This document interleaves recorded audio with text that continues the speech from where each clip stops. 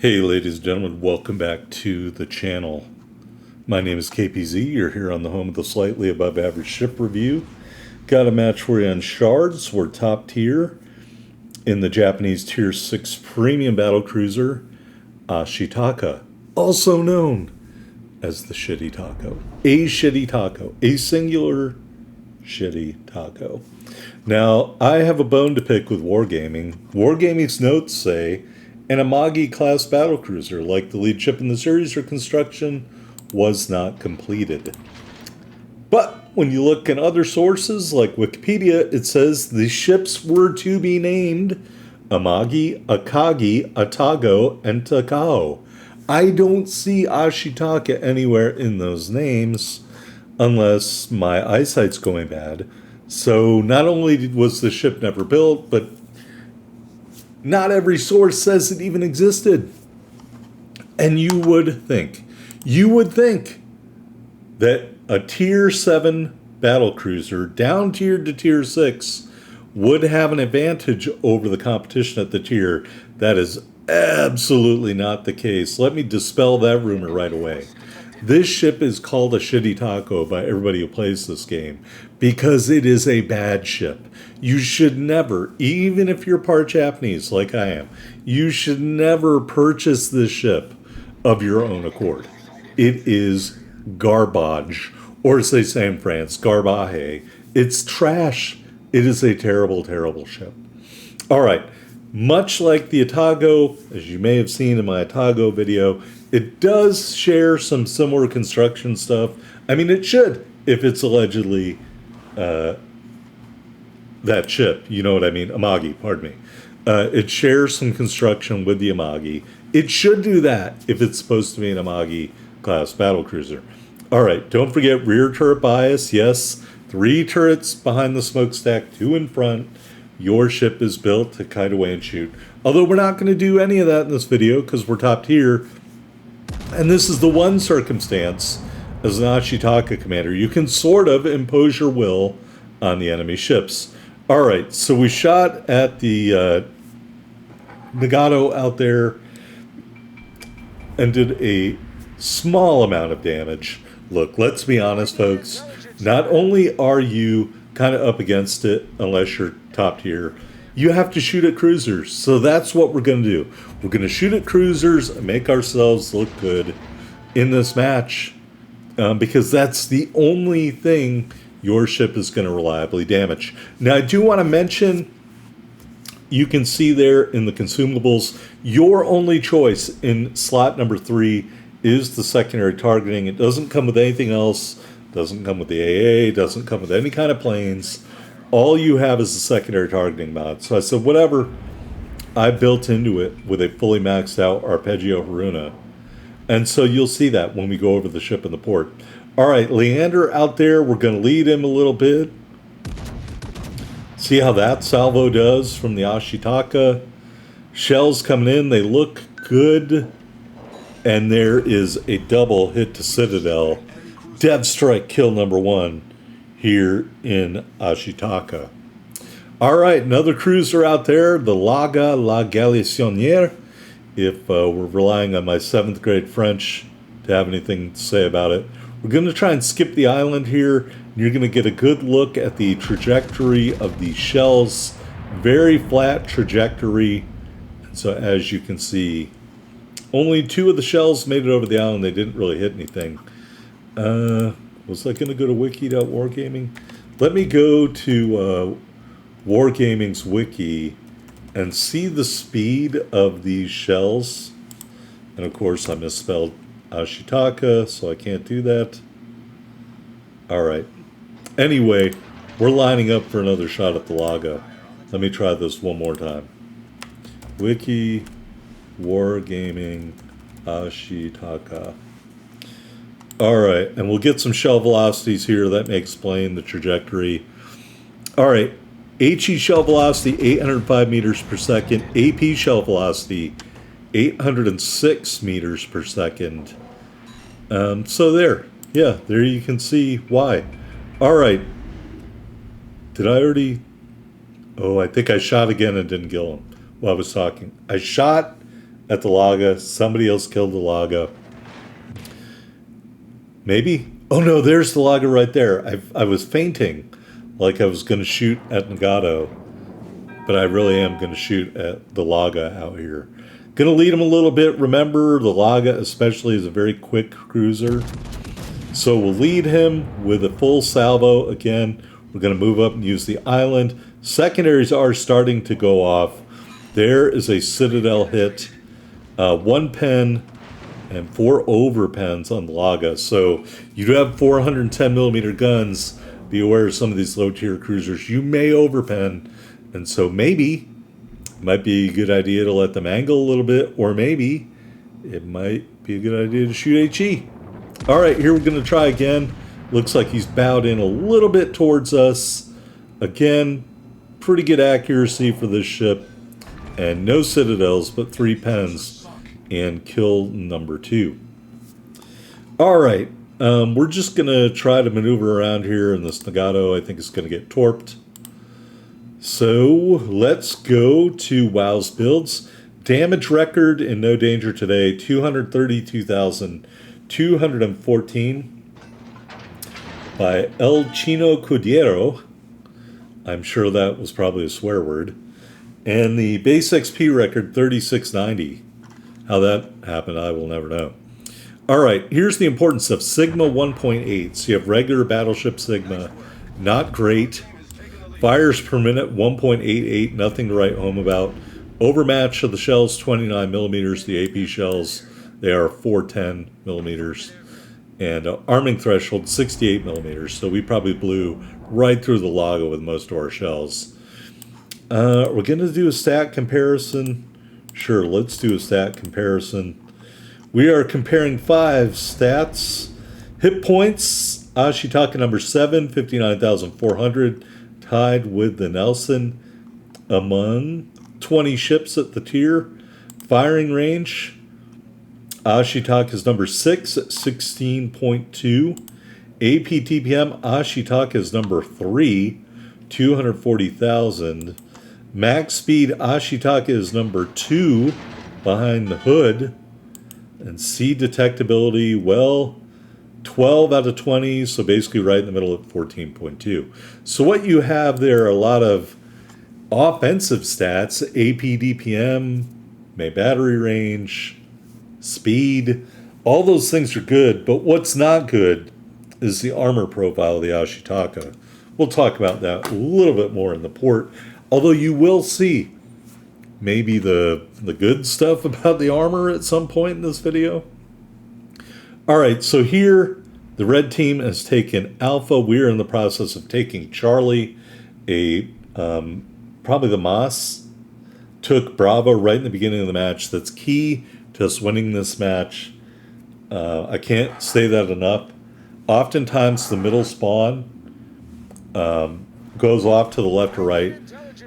Destroyer players, and I say this as a DD main, quote unquote, capture the cap that you're in front of. Maybe everybody on the enemy team didn't bother going in there.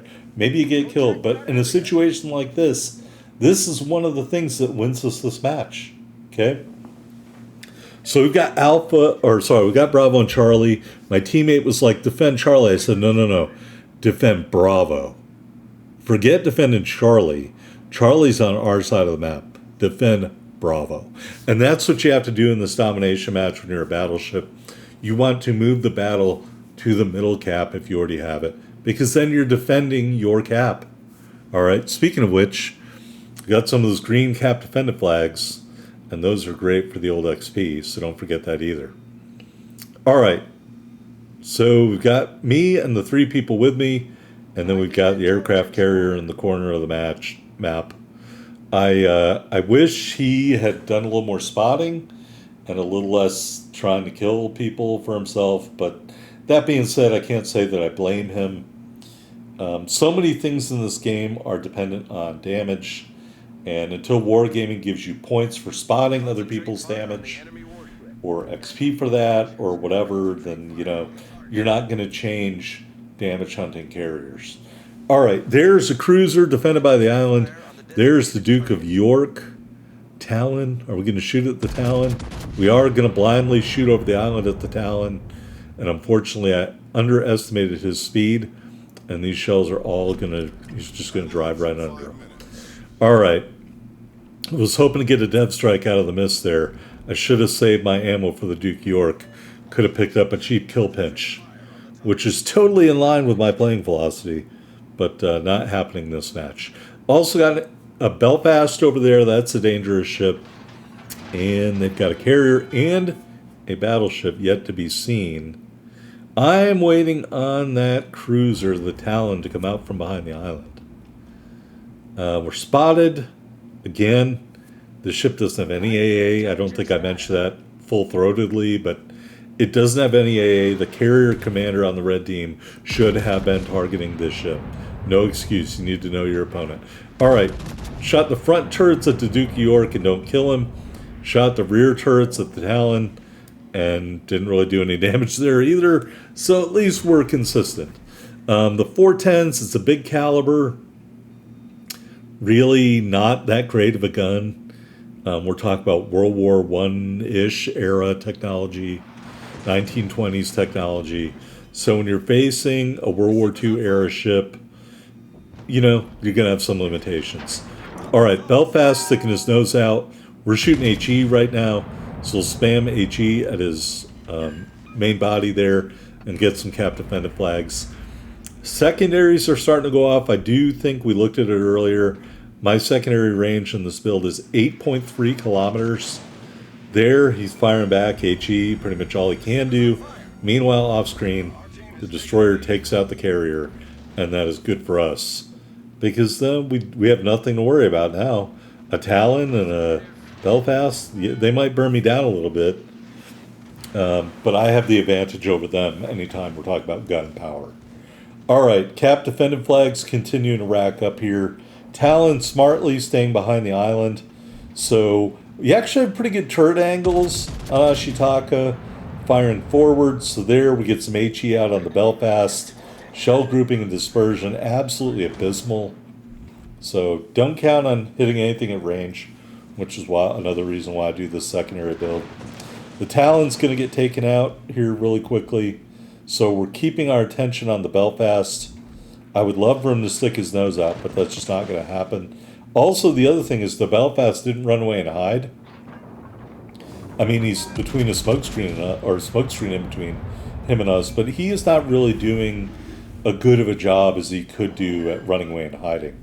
All right, we do set him on fire and disable a turret there. I'm sure he is going to put that fire out in a minute. I'm going to put his fire out, and I'm going to hit my heel, and we're going to accelerate forward, and in doing so, we're going to skip his last salvo of shells. Continuing to tick damage. There's the last battleship, the Fuso.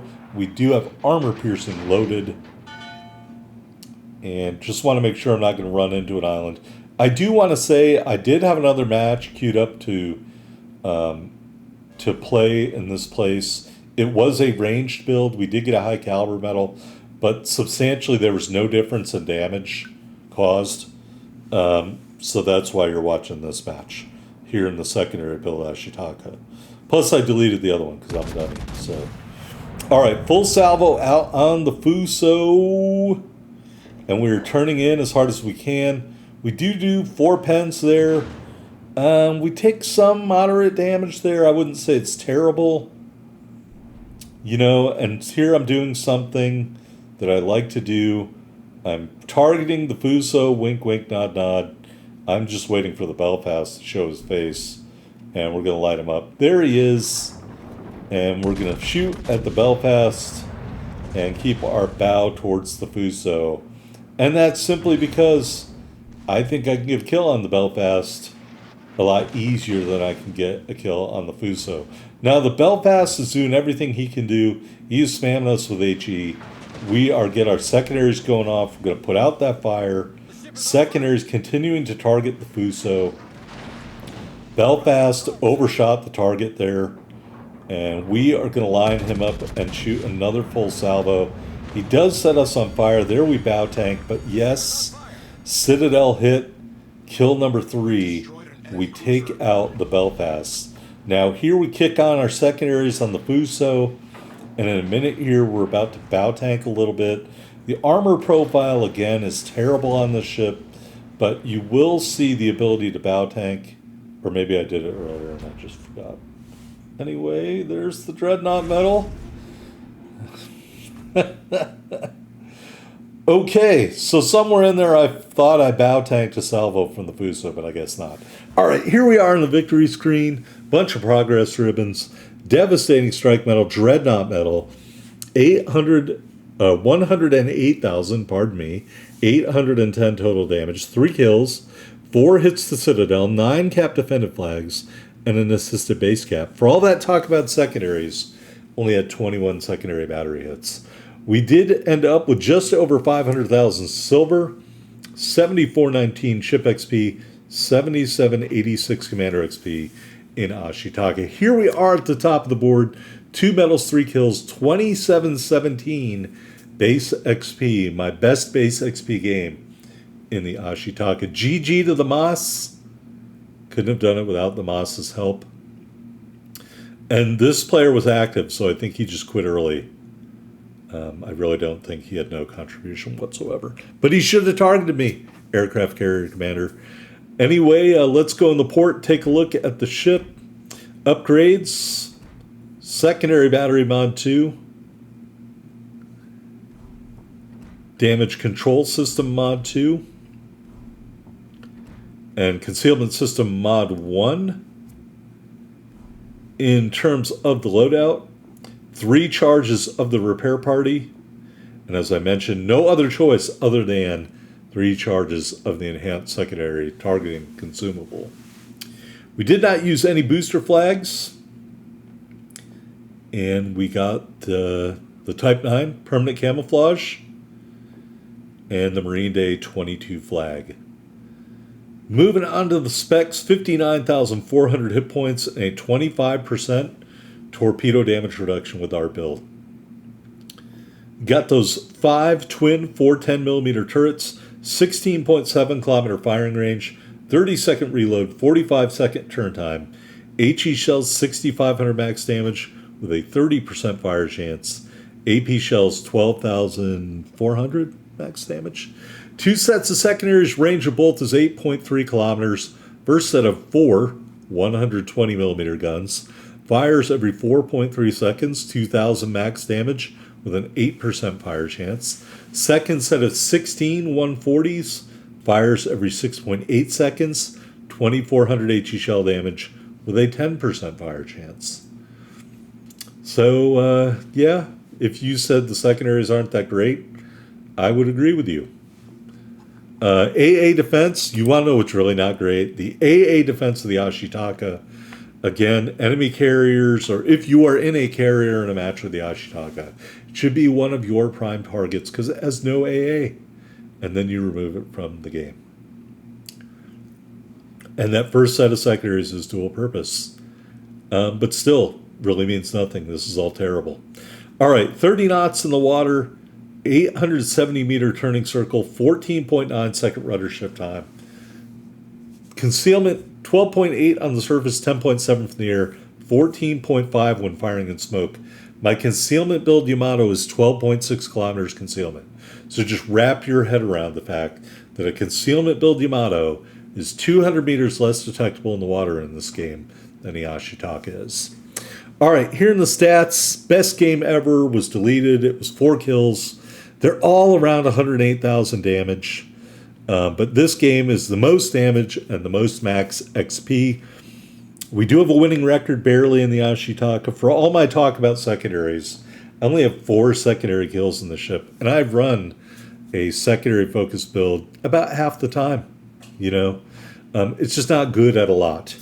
Here in the armor profile, you're going to see an utterly unimpressive armor scheme.